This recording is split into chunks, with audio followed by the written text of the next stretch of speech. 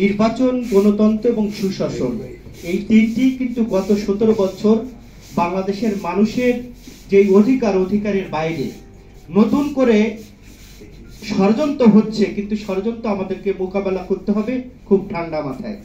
আমরা গতকালকে দেখলাম দিল্লির থেকে বাংলাদেশের গত 17 বছরে একটা স্বৈরাচার সরকারের যিনি প্রধান, দিল্লিতে মোদির কোলে বসে আমোদ ফুর্তি করছেন, তিনি হরতাল ডেকেছেন।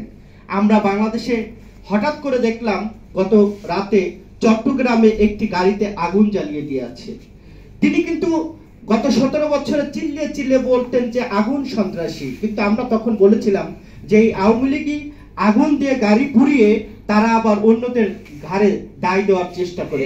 সেই নতুন ষড়যন্ত্র কিন্তু গতকালকে থেকে লিপ্ত হয়েছে। চট্টগ্রামে গাড়িতে আগুন দিয়ে পুড়িয়েছে, গোপালগঞ্জে পুলিশের গাড়িতে হামলা করেছে, পুলিশকে আহত করেছে, গোপালগঞ্জের টিওনের গাড়ি ভেঙে দিয়েছে। এই পরিস্থিতিতে একটি দল তারা জাতীয় নেতৃবৃন্দ নিয়ে কি কুরুচিপূর্ণ বক্তব্য দিচ্ছে, আমি সেদিকে দিতে চাই না। কারণ আমার দল, আমার নেতা, আমার নেত্রী আমাকে কুরুচিপূর্ণ বক্তব্য শিখায়নি।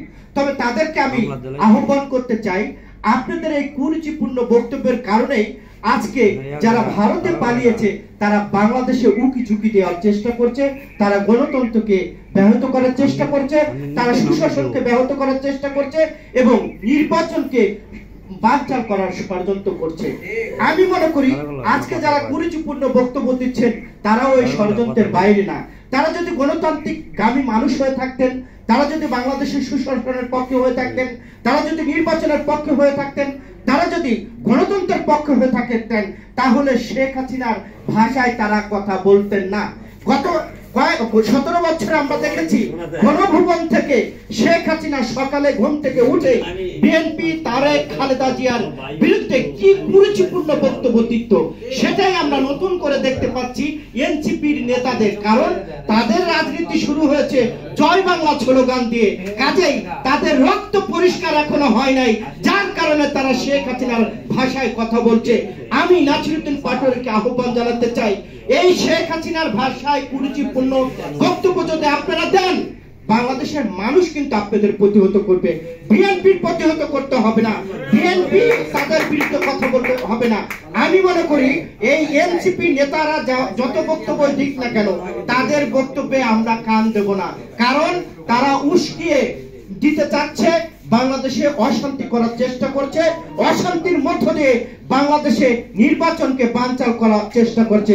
যতই তারা বলুক যে জুলাইয়ের আন্দোলন বিপ্লবের আন্দোলন, কিন্তু যাদের রাজনীতি শুরু হয়েছিল জয় বাংলার স্লোগান দিয়ে, তারা বাংলাদেশের ভালো কিছু এবং কল্যাণকর বয়ে আনবে না।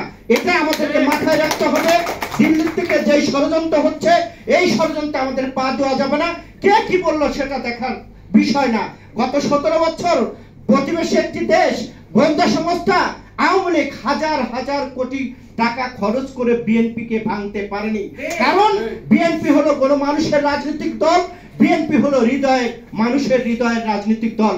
যারা গণবিচ্ছিন্ন তারা আজকে ভারতে পালিয়ে আছে, আর যারা গণবিচ্ছিন্ন বাংলাদেশের মধ্যে নতুন দল বলে দাবি করেন, তারা জনবিচ্ছিন্ন বিধায় তারা এই ধরনের কুরুচিপূর্ণ বক্তব্যতে রাজনীতিক অঙ্গনে আলোচনায় থাকার চেষ্টা করেন এবং তারা পায়ে পাড়া দিয়ে ঝগড়া করার চেষ্টা করেন। সবাই সাবধান থাকবেন। কে কি বললো আমাদের দেখার কিছু নেই। আমরা স্পটলি ঠান্ডা মাথায় রাজনৈতিক ভাবে ওদেরকে মোকাবেলা করব। সকলকে ধন্যবাদ জানিয়ে আমি আমার কথা শেষ করছি। দেখা হবে রাজপথে, কথা হবে স্লোগানে, হয় লাশ না ইতিহাস। আল্লাহ হাফেজ।